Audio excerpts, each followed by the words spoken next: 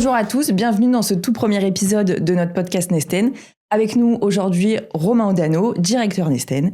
Alors, on entend partout que le marché repart, que les taux d'intérêt baissent et que les prix se stabilisent. Concrètement, Romain, ça veut dire quoi ? Alors, bonjour Julie, ça veut dire que depuis le milieu de l'année 2025, on sent une volonté déjà des Français, une volonté des acheteurs qui reviennent sur le marché. Déjà une première chose, okay. On a dépassé au cours de l'année 2025 les 900 000 transactions, je parle toujours en volume glissant annuel, pour terminer l'année sur un petit peu plus de 935 000 transactions en France, et je parle dans l'ancien. Okay. Donc, c'est une belle progression, c'est une embellie pour le marché immobilier. Évidemment, tous ceux qui comparent le marché immobilier 2025, et on parlera tout à l'heure de 2026, au marché post-Covid, n'ont pas les bons éléments de comparaison. Il y a eu effectivement un marché qui s'est affolé post-Covid. Aujourd'hui, on vient sur une stabilisation. On voit une volonté d'achat. Et n'oublions pas que le marché immobilier, c'est avant tout, Julie, un marché de besoin, c'est un marché de nécessité. Ouais. Donc, on va vers une stabilisation bénéfique. Ok, donc on n'est plus en crise, mais c'est pas non plus une période d'euphorie, quoi. On n'est plus en crise. Alors, c'est toujours difficile de dire ça parce qu'il faut bien séparer deux éléments. Il y a le marché immobilier, il y a le marché du logement. Oui. On en parlera plus tard, mais on a aujourd'hui des problématiques sur le marché locatif. Maintenant, sur le marché de l'achat-vente, dans l'ancien, effectivement, ça va mieux par plein d'éléments. On a des taux qui, depuis quasiment un an, se sont stabilisés. Alors, pas autant que ce qu'on aurait aimé, ou en tout cas pas autant que ce qu'on attendait, puisque en début d'année 2025, on espérait descendre sous la barre des 3%. On n'est jamais descendu sous la barre des 3%. Aujourd'hui, on emprunte globalement à 3,3 sur 20 ans, à 3,4 sur 25 ans. On sait que les taux sont assez stables et qu'il n'y a pas de volonté, en tout cas des établissements bancaires, de les rehausser. Ça a participé aussi à cet embellissement du marché immobilier. Donc, on ne peut plus parler de crise aujourd'hui. D'accord. On parle d'un marché qui est un marché plutôt optimiste, qui est un marché dans lequel, en tout cas, les Français ont envie de consommer. Ok. Est-ce que, du coup, ça veut dire que les banques prêteraient plus facilement en 2026 ou ça reste quand même similaire à l'année 2025 ? Là, tu as puis un élément qui est important, c'est que notre marché immobilier, il dépend de beaucoup de paramètres extérieurs, dont le financement. Donc, le marché immobilier dans l'ancien, comme dans le neuf, il dépend de la capacité des établissements de crédit à prêter. Les établissements de crédit, donc les banques, ont envie de prêter. Parce que l'immobilier, ça permet de capter de la clientèle aussi. Il faut comprendre comment fonctionnent les banques. Ça permet de faire revenir les clients dans les établissements bancaires. Donc, on voit fleurir par-ci, par-là, je ne sais pas si tu le vois toi-même, des publicités, différents établissements bancaires qui proposent des prêts à taux bonifiés. Alors que ça soit sur l'étiquette énergétique, que ça soit sur le premier achat. Il y a plein de raisons, en tout cas, d'avoir des prêts bonifiés. Mais on sent une vraie volonté des banques de prêter, effectivement. Et d'ailleurs, on le voit avec le nombre de crédits octroyés en 2025. Les banques ont réouvert les vannes. Maintenant, il faut venir avec un apport financier. On ne prête pas à 110%, en tout cas dans des cas très rares. Exactement. Mais on prête aujourd'hui à des primo-accédants, on prête à des secondo-accédants, on prête sur un principe de prêt relais. On n'a pas de difficulté aujourd'hui. Maintenant, il faut arriver avec un dossier solide comme toujours. Oui, c'est sûr. Et on parle aussi, on parle des prix, des taux d'intérêt, mais on peut aussi parler du prix dans l'immobilier. C'est vrai qu'on a constaté une légère baisse en 2025. Est-ce qu'en 2026, le prix des biens immobiliers en France va continuer de baisser ou est-ce que ça va aussi se stabiliser ? On ne sait pas trop à quoi s'attendre. Alors là aussi, toujours compliqué de prédire l'avenir. Maintenant, on va le faire avec des éléments assez sereins et certains. Les prix se sont eux aussi stabilisés en 2025 après une chute généralisée depuis 2024. Oui. On a parlé d'un effondrement des prix, moi j'ai entendu plein de choses. Alors je dis, si tu regardes les courbes de l'immobilier, n'importe lesquelles, en prix, en volume, sur 30 ans, 40 ans, 20 ans, tu t'amuses à les regarder partout, globalement, c'est toujours à la hausse. En volume et en prix. Donc, le prix de l'immobilier, sur le long terme, il augmente toujours. C'est pour ça que les gens investissent, c'est parce que généralement, on gagne de l'argent avec l'immobilier. Sur des courtes périodes, effectivement, comme on a connu en 2024, on a eu une baisse parce que le marché s'est rationalisé. Et cette baisse, elle était nécessaire pour que Français, les acheteurs, puissent de nouveau consommer. Ce qu'on voit aujourd'hui, c'est une tendance très légère à la hausse. Et en le disant, j'ai presque un peu honte parce qu'on parle de 1, 2, 3% selon les secteurs. Moi, je préfère parler d'un marché assez stable en termes de prix parce que la capacité du marché à vraiment redémarrer et à gagner en dynamisme vient aussi de la capacité et de la volonté des vendeurs à fixer des prix qui soient des prix réalistes et attractifs. La fluidité du marché immobilier, et le marché immobilier, il faut qu'il soit fluide parce que je rappelle, il y a l'immobilier et puis il y a la vraie vie, le logement. La fluidité du marché, elle vient forcément de prix cohérents. Donc les prix sont sur une légère tendance haussière qui n'est pas forcément très souhaitable. Bon. Oui, on imagine aussi surtout que de fixer un bon prix pour un bien immobilier, ça aussi permet de pouvoir le vendre peut-être plus rapidement. Aujourd'hui, si certains se posent la question, par exemple, de mettre en vente son bien immobilier aujourd'hui, en combien de temps on le vend, en fait ?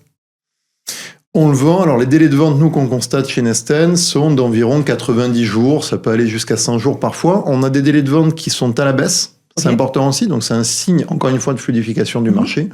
On va compter environ 3 mois. Quand je parle de délai de vente, je parle de la première mise en vente. Donc, je signe un mandat de vente avec un agent immobilier Nesten jusqu'à la signature de ce qu'on appelle mon compromis de vente, donc la promesse de vente. Donc ça compte tout le processus d'achat. Ça compte énormément. De toute façon, notre métier aujourd'hui, nous, en tant qu'agent immobilier, c'est de bien positionner un prix. C'est de bien positionner un prix pour que le bien soit vendable. C'est ce qu'il faut. Bien positionner, ça ne veut pas dire, Julie, vendre pas cher, qu'on s'entende. Oui, c'est un prix réaliste avec les attentes qu'on a en face pour, encore une fois, que tout le monde soit gagnant. Mais effectivement, les prix, donc on l'a dit, sont plutôt stables. Dans certaines régions, parce qu'il faut le regarder au cas par cas, légèrement en hausse. Il y a une volonté d'achat, les banques prêtent, il faut fixer un prix cohérent pour continuer. Oui, ça montre aussi qu'on est sur un marché peut-être plus équilibré finalement. On est sur un marché équilibré, c'était encore une fois souhaitable. La hausse de volume, parce que tout à l'heure on parlait du volume en nombre, mais la hausse du volume en pourcentage, c'est un petit peu plus de 15% quand même. Donc l'année 2025, elle a permis vraiment de débloquer un marché immobilier qui était plutôt à tonne. Et là, on attend une hausse aussi du volume de transactions. On attend en 2026 environ 960 à 980 000 transactions dans l'ancien. Et je l'espère très sincèrement, plus de transactions dans le neuf aussi, parce qu'on va sans doute en parler, mais on en a réellement besoin. Oui. On parle souvent du DPE. Alors, peut-être qu'on peut expliquer déjà ce que ça veut dire, parce que je ne sais pas si tout le monde a bien connaissance de ce qu'est le DPE. Est-ce que ça pèse vraiment dans les décisions ? J'achète demain un bien immobilier, je visite un appartement, le DPE, le logement est classé F. Est-ce que ça a une réelle incidence sur ma décision d'achat, oui ou non ? Alors le DPE, c'est un diagnostic de performance énergétique. C'est la fameuse étiquette qu'on voit aujourd'hui qui va classer ton logement entre un logement qu'on considère comme énergivore et polluant, parce qu'il y a deux caractéristiques. Il y a aussi les émissions de gaz à effet de serre qui sont indiquées dans ce diagnostic de performance énergétique, et un logement qui serait économe et peu polluant. Naturellement, comment toi-même, Julie, tu consommerais ? Oui, ça a un impact. Bien sûr que ça a un impact. On a tous envie d'habiter un logement qui soit plus économe que ce qu'on va appeler une passoire énergétique. Passoire énergétique, c'est un terme qui a été, on va dire, inventé il y a une petite dizaine d'années pour catégoriser les biens les plus énergivores. Souvent, on parle des DPE F et G. Il y a un vrai impact sur le DPE. Il y a un vrai impact pour plein de raisons. Selon l'achat, tu peux acheter en résidence principale et à ce moment-là, tu n'as pas envie de surconsommer. Donc très logiquement, le DPE aujourd'hui, la différence de prix, il faut en avoir conscience, entre un DPE-C et un DPE-F sur un même bien, elle est de 15%. Quand même. Ce sont des études, ça, donc elle est vraiment de 15%. Après, plus l'écart entre les classes énergétiques se réduit, plus l'écart financier se réduit aussi. Deuxièmement, il y a l'achat pour investir.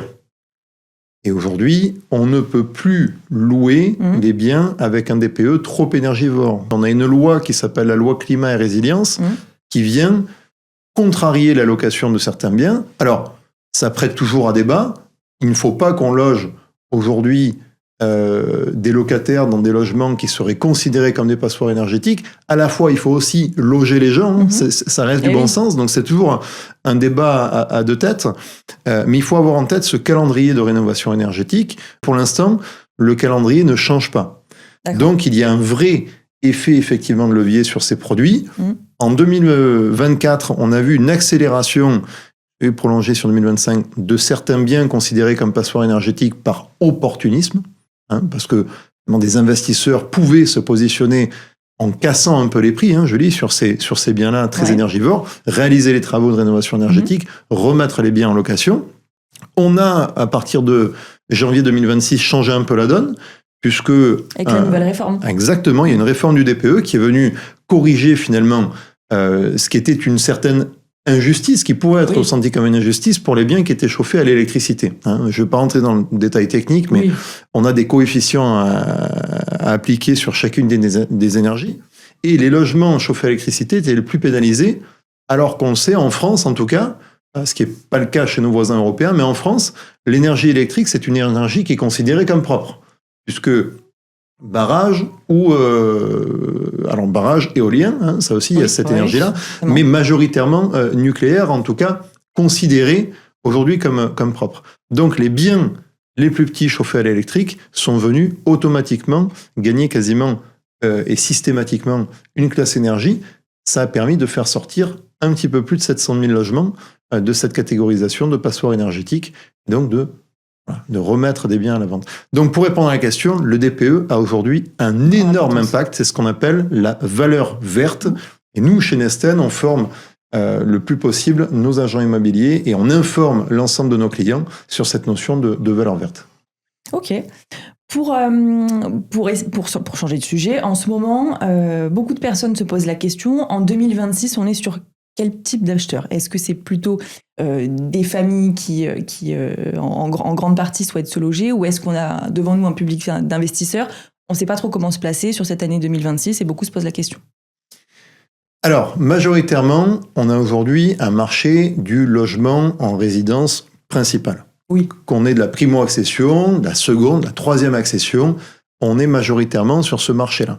Autant en 2024, on était vraiment sur un marché de besoin, de nécessité. D'accord. Là, on retrouve des clients qui ont un plaisir à changer de logement, qui ont, pourquoi pas, l'envie d'acheter une résidence secondaire, mais on a peu d'investisseurs aujourd'hui. Il reste prudent. Il reste prudent. Alors, il y a du pouvoir d'achat, parce qu'on l'a vu cette année. J'ai écouté récemment une étude qui indiquait que les Français avaient épargné 18% de leurs revenus en 2025. Ça. C'est quand même énorme. C'est du jamais vu depuis 30 ans. C'est bien, c'est moins bien à la fois, parce que épargner, oui. Après, faut-il encore consommer, que ça soit placé dans l'investissement immobilier, que ça soit consommé et que ça profite au PIB national, évidemment, et à la croissance du pays.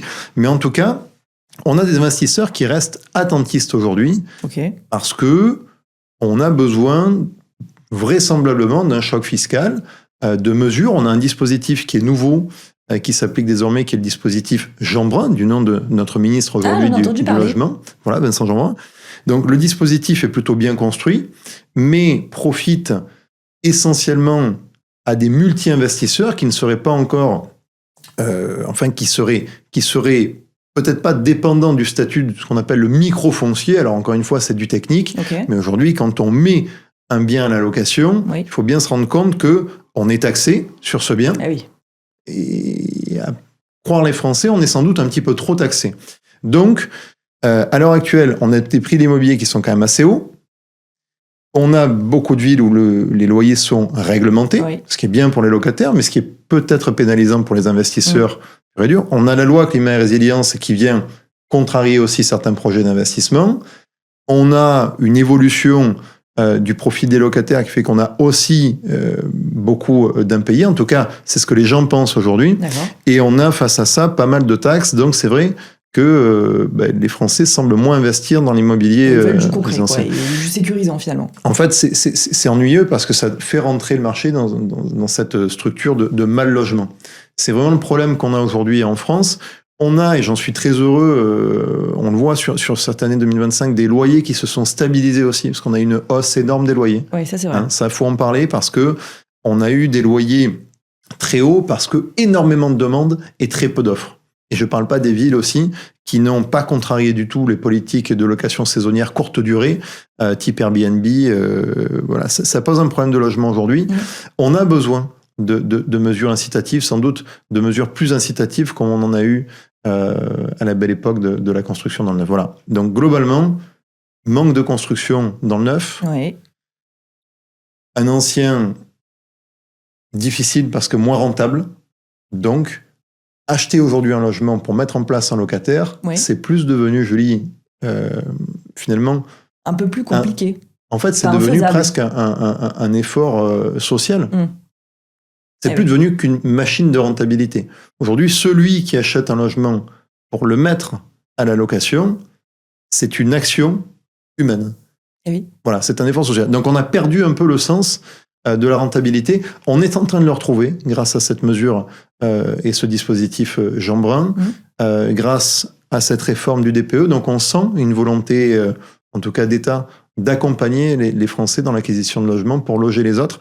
Et c'est important. On va dans le bon sens, mais pour répondre clairement à la question, encore en 2025 et sans doute sur le début d'année 2026, on a plus d'acheteurs pour habiter que d'acheteurs pour investir. Ok. Et bon, question finale, j'imagine que les personnes qui nous écouteront s'attendent à avoir une réponse plutôt claire, oui ou non. Donc finalement, si on se pose la question d'investir en 2026, j'achète en 2026 ou est-ce que j'attends peut-être l'année prochaine, comment est-ce qu'on pourrait les rassurer? Est-ce que c'est une bonne chose réellement ou est-ce qu'il faut attendre un petit peu? Je pense que certaines personnes ont besoin d'entendre clairement oui ou non. Est-ce qu'on attend? Est-ce qu'on se lance? Comment ça se passe? La question, c'est est-ce que c'est le moment d'acheter? Ouais. C'est toujours le moment d'acheter. Bien sûr que c'est le moment d'acheter. Pour plein de raisons. Je te le disais tout à l'heure, mais quand tu regardes les courbes sur 30 ans ou 40 ans, elles sont toujours positives. Oui. Donc, le prix de l'immobilier ne baisse pas de façon générale sur une durée de détention. La durée de détention classique d'un appartement, enfin moyenne, pas classique, pardon, en France, c'est 7 ans. D'une maison, c'est entre 8 et 9 ans. Donc, c'est toujours le moment d'acheter. On a parlé de taux, moi, ça me ferait parfois un peu sourire. On parle de taux très élevés quand on parle de 3,5%. Je rappelle que parmi tous les pays européens, on est le seul où on emprunte à taux fixe. Oui. Emprunter à taux fixe sur 20 ou 25 ans à 3,5%, c'est une bonne affaire. Ouais. Les prix d'immobilier se sont stabilisés depuis 2024. Il y a de l'offre sur le marché. C'est évidemment le moment d'acheter. Et pareil pour l'investissement locatif. Tout ce que je disais tout à l'heure relatif à la rentabilité, c'est l'impression qu'ont les gens. Maintenant, il y a la sécurisation de louer. Ce que je disais tout à l'heure, on a plus de demandes que d'offres. Donc aujourd'hui, demain, je dis, tu achètes un studio, un T2, un T3 pour le mettre à la location, tu auras des locataires. Oui. Tu as des solutions de garantie loyer impayé qui n'ont jamais été aussi abouties. Tu as des solutions de gestion dans les agences immobilières, en l'occurrence les nôtres, qui sont aussi extrêmement abouties. Donc c'est le moment d'investir et c'est le moment d'acheter. Absolument, la réponse est oui. Et c'est pas qu'une réponse d'agent immobilier, c'est une réponse de bon sens. Acheter, c'est aussi sécuriser sa vie. Quand je parle de bon sens, acheter, c'est avoir un toit sur la tête. Oui. Il faut se dire ça. On achète pour ça. En France, on a toujours eu une passion quand même de l'immobilier parce que on essaie d'acheter tôt. Alors, les prix ont fait que, ces prix qui ont progressé d'année en année, que l'âge du premier achat a progressé. Néanmoins, dès qu'on peut acheter, il faut acheter aujourd'hui. Oui. Il ne faut pas écouter le dernier qui a parlé. Il faut avoir beaucoup de rationnel sur cette analyse. 3,5% sur 25 ans, quand une banque vous prête, achetez, foncez. Bon, j'espère en tout cas que vous avez eu la réponse à toutes vos questions. Investir en 2026 ou non, je pense qu'avec tout ce qu'on s'est dit, la réponse est claire. Il ne faut plus attendre en fait. Si vous avez un projet immobilier, allez-y, foncez, vous posez pas trop de questions. Aujourd'hui, les taux d'intérêt, Romain le disait, se sont stabilisés, 3% effectivement. Ça vous permet d'avoir un beau projet immobilier. Il y a quelques années encore, les taux d'intérêt étaient bien plus hauts et encore, on se permettait d'avoir des projets immobiliers, on empruntait. Voilà, donc merci en tout cas de nous avoir écoutés pour ce premier épisode. Merci beaucoup. Et à très bientôt, je l'espère, pour un nouvel épisode de podcast.